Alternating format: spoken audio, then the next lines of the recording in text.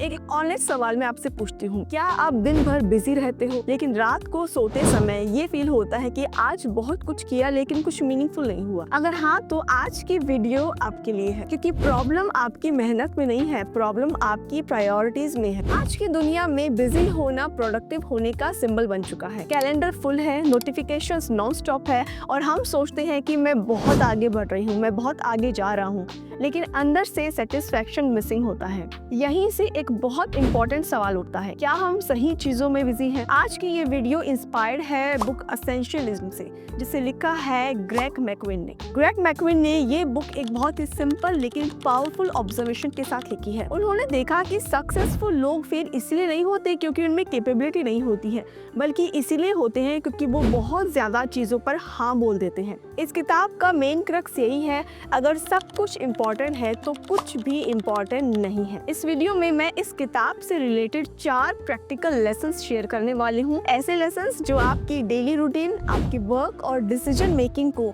Simpler और clearer बना सकते हैं। तो चलिए शुरू करते हैं आज की वीडियो। और आज का हमारा पहला लेसन है लेसन नंबर 1, बिजी होना प्रोडक्टिव नहीं होता। एक सिंपल डेली लाइफ एग्जांपल से लेते हैं। आप सुबह से शाम तक घर, ऑफिस कॉल्स, मैसेजेस, मीटिंग सब कुछ हैंडल करते हैं।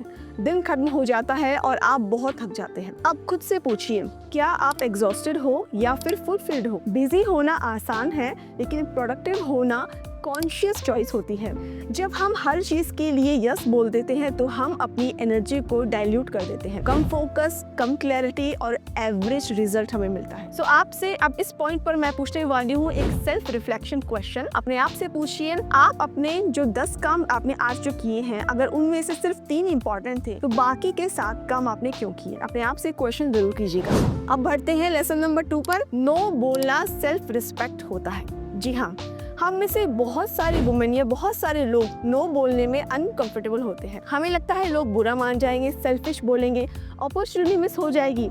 लेकिन ट्रुथ ये है कि हर अपॉर्चुनिटी आपके लिए नहीं होती। मान लीजिए कोई एक्स्ट्रा रिस्पॉन्सिबिलिटी आती है जो आपकी मेन प्रायोरिटी से मैच नहीं होती, फिर भी आप उसे यस बोल देते हैं और रिजल्ट है स्ट्रेस बढ़ता है, क्वालिटी गिरती है और गिल्ट बना रहता है। नो बोलना रूड नहीं होता है, नो बोलना क्लैरिटी होती है। सो पावरफुल लाइन मैं आपके साथ शेयर कर रही हूँ, अगर आप हर किसी को प्लीज कर रहे हो तो चांसेस है कि आप खुद को नेग्लेक्ट कर रहे हो। लेसन नंबर 3, फोकस एक स्किल है। फोकस कोई टैलेंट नहीं होता है, फोकस एक ट्रेनेबल स्किल होती है। डेली रूटीन एग्जांपल से हम देख सकते हैं, जैसे कि आप काम शुरू करते हैं लेकिन फोन, नोटिफिकेशंस, मैसेजेस और मल्टीटास्किंग की वजह से काम बहुत स्ट्रेच हो जाता है, बहुत ज्यादा लंबा खिंच जाता है। अब इमेजिन कीजिए, सेम काम 30-40 मिनट्स फोन साइलेंट करके, सेम कैपेबिलिटी, सेम टाइम, लेकिन रिजल्ट, क्लैरिटी और भी ज्यादा बेटर मिलती है। जब आप एक चीज पर फुल्ली ध्यान देते हैं तो रिजल्ट ऑटोमेटिकली इंप्रूव होने लग जाता है। सो मेरा क्वेश्चन है इस पॉइंट पर आपसे, आप दिन में कितनी बार एक साथ मल्टीपल चीजें करने की कोशिश करते हैं? ऑनेस्टली क्या वो सच में वर्क करती है? प्लीज कमेंट करके अपना एक्सपीरियंस जरूर शेयर कीजिएगा। अब बढ़ते हैं हम लेसन नंबर 4 की तरफ, जो कि है लेस बट बेटर। ये लेसन एसेंशियलिज्म का हार्ट है।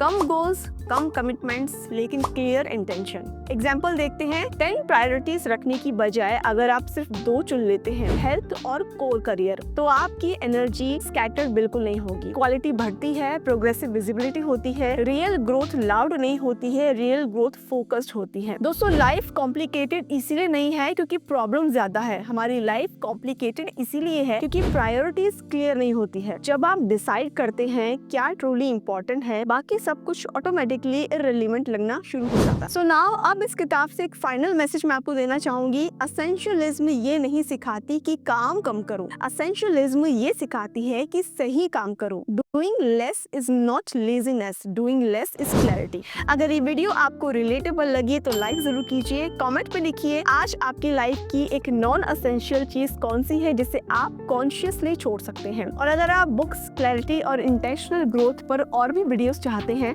तो चैनल को सब्सक्राइब करना बिल्कुल मत भूलिएगा। Thank you so much.